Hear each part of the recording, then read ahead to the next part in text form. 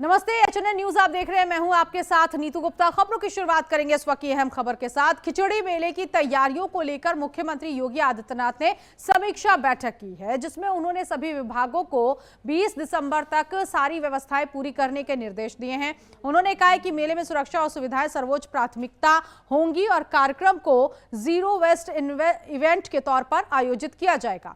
मामले को लेकर ये खबर मिल रही है कि मेले के लिए स्पेशल ट्रेनें भी चलाई जाएंगी और शहर में इलेक्ट्रिक बस सेवा, परिवहन विभाग द्वारा अतिरिक्त बसों की व्यवस्था सुनिश्चित की जाएगी।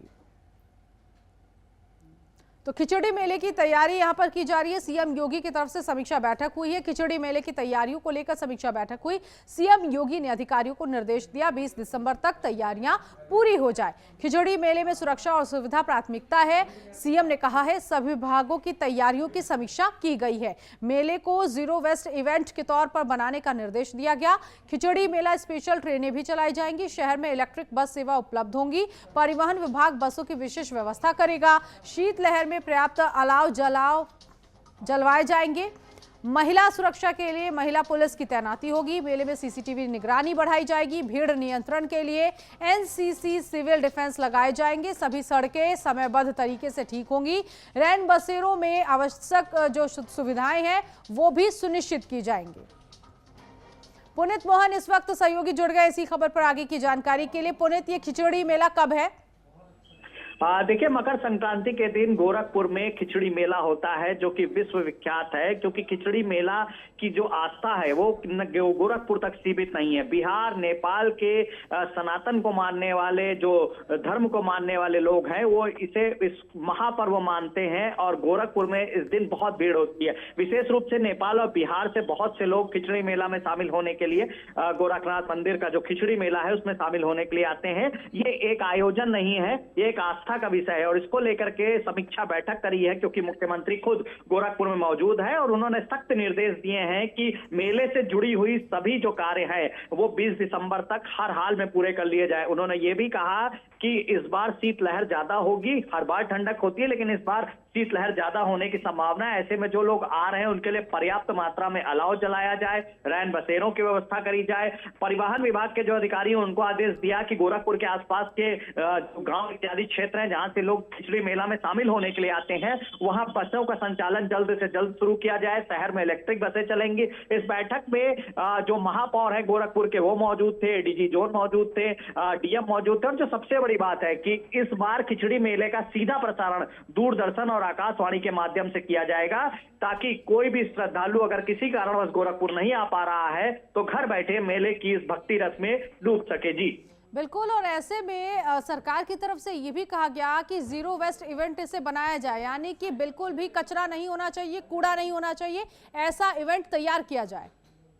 जी बिल्कुल, जिस तरीके से आज सीएम योगी आदित्यनाथ ने खिचड़ी मेला की समीक्षा बैठक करी है अधिकारियों के साथ में, उन्होंने सख्त निर्देश दिए हैं कि खिचड़ी मेला एक आस्था का विषय है, लेकिन शहर में गंदगी नहीं होनी चाहिए। इसलिए इसे बिल्कुल पूरी तरीके से कूड़ा निस्तारण की सुविधा उपलब्ध करानी होगी। जगह जगह जो कूड़े के बॉक्स हैं वो रखे जाएंगे। नगर विकास के विभाग के जो अधिकारी बैठे थे उनको निर्देशित किया है कि नगर निगम की जो टीमें हैं वो तैनात रहेंगी। स्वच्छता और सफाई पर विशेष ध्यान देना होगा।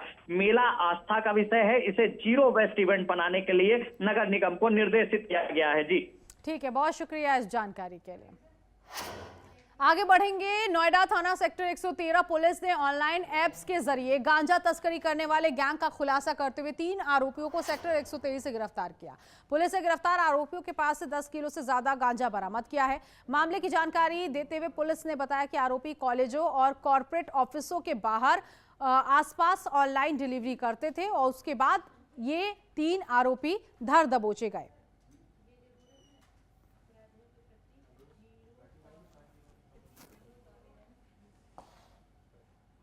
नगर में सीपीएम के सख्त निर्देशन में एडीसीपी और एसीपी के नेतृत्व में और थाना 113 की पुलिस ने अभी कुछ अभियुक्तों को गिरफ्तार किया है, जिनकी निशानदेही पे भारी मात्रा में जो नशीले पदार्थ हैं, गांजा वगैरह, ये बरामद किए गए हैं। इनको गिरफ्तार करके विधिक कार्रवाई की जा रही है।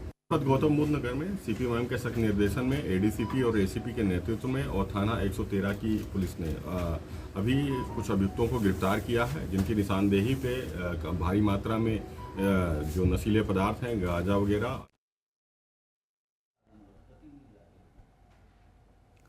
तो गांजा तस्करी के मामले में 3 आरोपियों की गिरफ्तारी हुई है। ऑनलाइन ऐप के जरिए गांजा तस्करी हो रही थी और पुलिस ने इस पूरे मामले का खुलासा किया है। इन आरोपियों को गिरफ्तार किया गया और इनसे अब पूछताछ भी की जा रही है कि किस तरह से ऑनलाइन ये गांजा बेचते थे और कौन कौन से लोग इनके कांटेक्ट में अभी तक रहे हैं।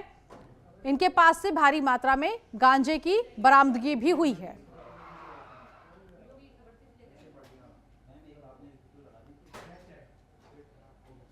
अभिषेक भाटी इस वक्त हमारे साथ संवाददाता जुड़ गए इसी खबर पर आगे की जानकारी के लिए। अभिषेक, ऑनलाइन ऐप के जरिए गांजा तस्करी हो रही थी, मतलब बेचा जा रहा था इसको, कैसे भंडाफोड़ हुआ इस पूरे मामले का?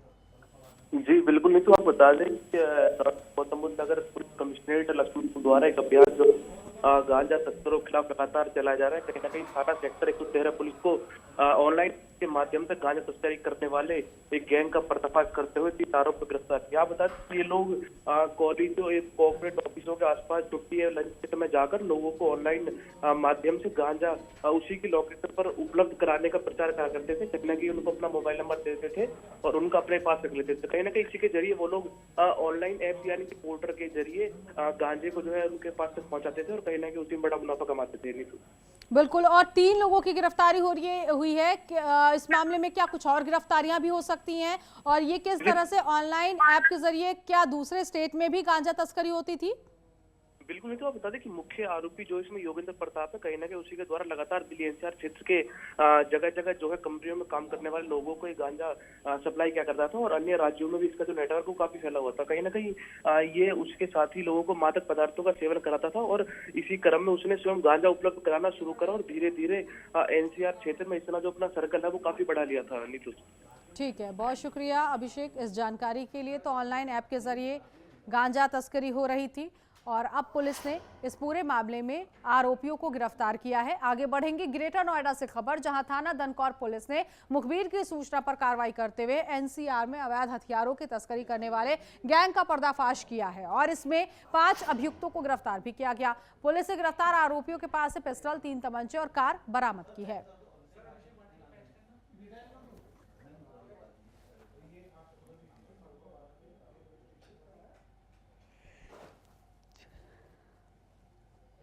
तो ग्रेटर नोएडा से पूरा मामला सामने आया है और जो ACP 3 है इनके नेतृत्व में एक जो हथियार सप्लाई का गैंग था जो इधर ग्रेटर नोएडा में भी एक्टिव था और इसके साथ साथ आसपास के जनपद यूपी के और हरियाणा के उसमें भी ये आर्म्स और कार्ट्रिज सप्लाई कर रहे थे। उसमें कार्रवाई करते हुए 5 लोग जो हैं गजेंद्र, सुमित, सागर भाटी, हरसिंगल, निखिल भाटी, ये सब गौतम बुद्ध नगर के रहने वाले हैं, ग्रेटर नोएडा के रहने वाले हैं, दादरी दंकौर एरिया के। इनको गिरफ्तार किया है और इसमें एक बहुत अच्छी रिकवरी जो है दंकौर पुलिस ने करी है, जिसमें 32 के 3 पिस्टल हैं, 3 तमंचे हैं, 160 32 के इसमें जो है कार्ट्रिज भी हैं, 2 कार और 50,000 रुपीज इसमें नकद बरामद किए हैं। ये सभी लोग जो इसमें गिरफ्तार हुए हैं इन सबका आपराधिक इतिहास है और इसमें जो गजेंद्र इनका लीडर है उस पर पूर्व में 302 का भी मुकदमा है।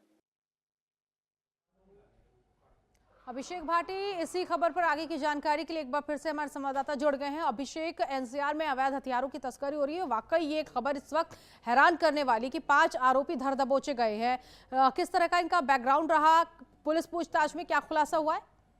बिल्कुल, ग्रेटर नोएडा की दनकौर थाना पुलिस ने अवैध हथियारों की आपूर्ति करने वाले गिरोह का पर्दाफाश किया। आप बता दें कि इस गिरोह के 5 शातिर तस्करों को गिरफ्तार किया गया है। कहीं ना कहीं इनके पास से जो है पिस्टल, 3 तमंचे और करीब 100-150 से ज्यादा कारतूस बरामद किए गए हैं। ये लोग 5 लोगों में 3 लोग जो है गौतम बुद्ध नगर निवासी है और कहीं ना कहीं एक जो बंटू नाम का जो मेन अपराधी है वो कहीं ना कहीं मथुरा का रहने वाला है और मथुरा से इनको गन हाउस से अवैध हथियार जो उपलब्ध कराता था और ये लोग उसी हथियार को सस्ते दामों पर खरीद कर महंगे दामों पर आगे बेचा करते थे और उसी से बड़ा मुनाफा कमाते थे। नीतू, बिल्कुल, और कहां-कहां इनके ये हथियार जो है वो सप्लाई होती थी, जरा ये भी बताइएगा अभिषेक। जी बिल्कुल, आप बताते हैं कि गौतम बुद्ध नगर के अलावा ये लोग हरियाणा और दिल्ली एनसीआर के कई बड़े से क्षेत्रों में जो है अपने हथियार को अपनी जान पहचान के जरिए जो है बेचा करते थे। कहीं ना कहीं डीसीपी शादमिया खान ने बताया है कि ये लोग मथुरा में जय गुरुदेव मंदिर के पीछे असला कारतूस खरीदते थे और कहीं ना कहीं वहीं से एमुलेशन फाउंडेशन की एक दुकान थी जो मंडी चौराहा मथुरा में है, उसी से कारतूस उपलब्ध कराते थे। आप बता दें कि आरोपी जो है कम दामों में मथुरा से इस माल को खरीदते थे और आगे ग्रेटर नोएडा, दिल्ली एनसीआर, हरियाणा जैसी जगहों पे बड़े बड़े महंगे दामों बेचा करते थे। मिथुन, ठीक है, बहुत शुक्रिया अभिषेक इस जानकारी के लिए। खबर बाराबंकी से है, जहां सुबेहा इलाके में शादी समारोह में आई एक महिला का लाखों के आभूषण, नकदी, आधार कार्ड और जरूरी कागजात से भरा पर्स रास्ते में गिर गया था। वारदात के अगले दिन दिलावरपुर चौकी पुलिस को शिव मंदिर के पास ये पर्स मिला। आधार कार्ड के आधार पर पुलिस ने महिला से संपर्क किया, पर्स को सुरक्षित उसे लौटा दिया। अपना खोया हुआ सामान वापस मिलने के बाद जहां महिला और उसका परिवार बेहद खुश हुआ, तो वहीं स्थानीय लोगों ने भी पुलिस की सराहना की है।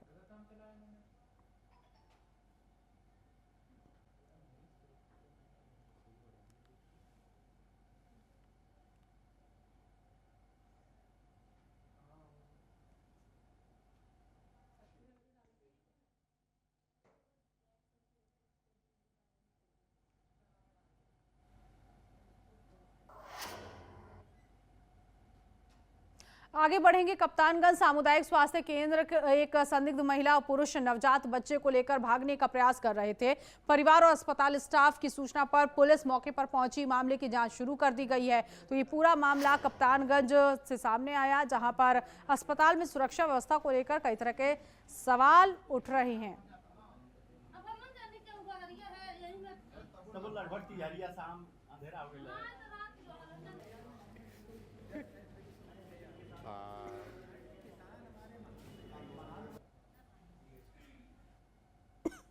मन के अंदर से बन के आए लेडीज मर्दाना गहना सब जबरदस्ती से खुलवा के लड़को को उठावत रहना, सब ले जात रहना। तब बोले लगनी सब तब लेके गहना सब भाग के गहना सब अंदर हमारा। सूचना नहीं दिए थे आप गार्ड को? सरवा गए, हम का जानते है कि बाहरी आदमी झुकल बाना है, हम जानते नहीं अंदर में कहाँ सो तभी नहीं हुआ कहानी, तब अल्लाह कहली है सब। किस हॉस्पिटल में हुआ था ये? किस हॉस्पिटल में हुई थी घटना? अच्छा, नाम क्या है आपका? कहाँ घर है? उधर फर्रुखाबाद रेलवे स्टेशन पर 16 साल के बच्चे को जीआरपी ने चोर समझ के पकड़ लिया। नाबालिग का आरोप है कि उसे थाने ले जाकर गंभीर रूप से पीटा गया और बाद में पुलिस ने उस पर यह दबाव बनाया कि वो चोटों को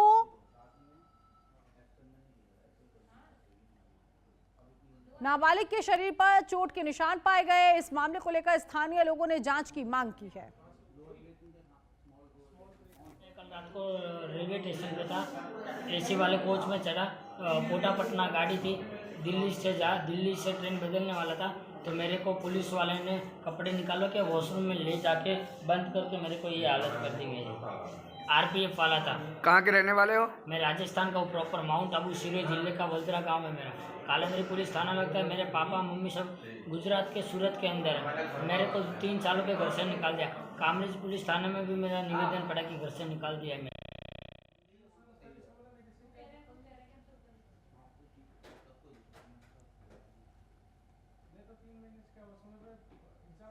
जीआरपी जवानों पर पिटाई का आरोप लगा है। नाबालिग बच्चे की पिटाई का ये आरोप है और जब ये मामला सामने आया कि बच्चा चोर नहीं था, तो उसके बाद पुलिस ने कहा कि इस मामले को दबाया जाए, कहा जाए कि ट्रेन से नीचे गिर गया तो चोट के निशान पाए गए हैं।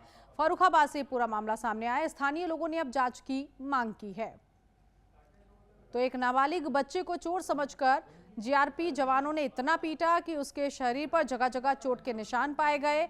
लेकिन जब उन तक ये मामला पहुंचा कि ये चोर नहीं है, तो उसके बाद इस मामले को दबाने की कोशिश की गई। यहाँ तक कि ये उस बच्चे से कहा गया कि वो ट्रेन से नीचे गिर गया ये बताए, और इसी वजह से ये चोट के निशान उससे लगे हैं।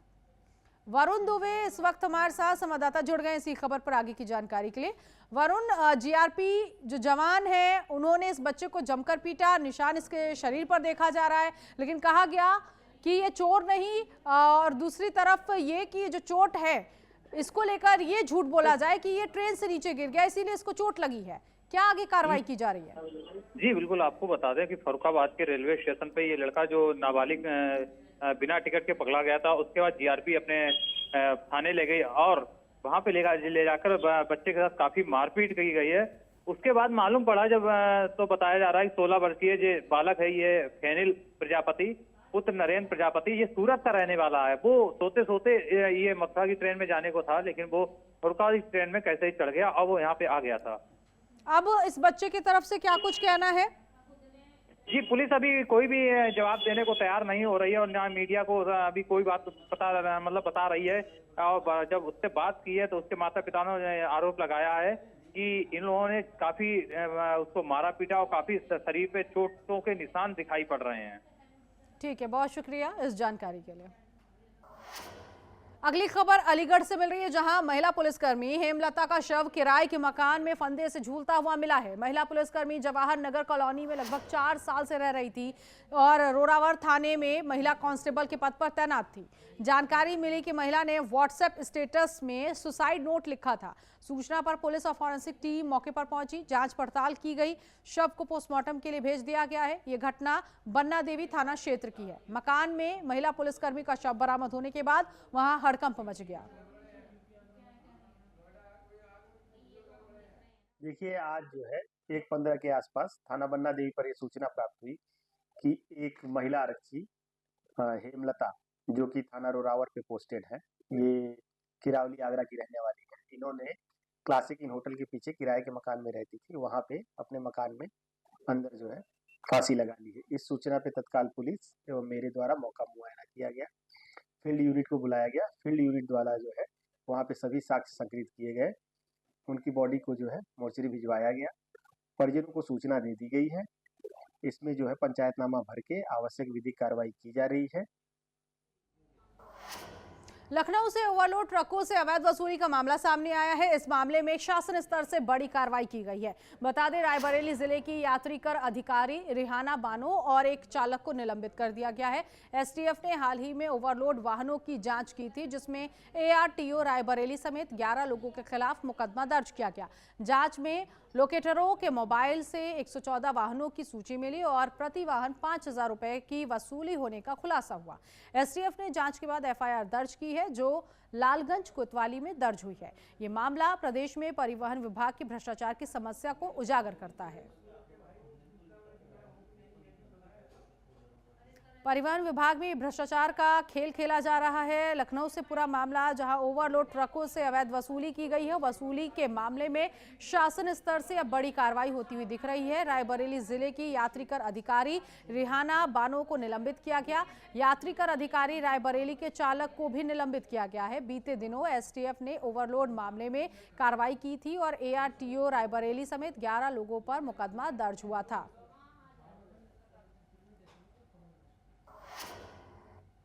फिलहाल इस बुलेटिन में अभी के लिए बस इतना ही। बाकी की तमाम खबरों के लिए आप बने रहिए HNN न्यूज के साथ।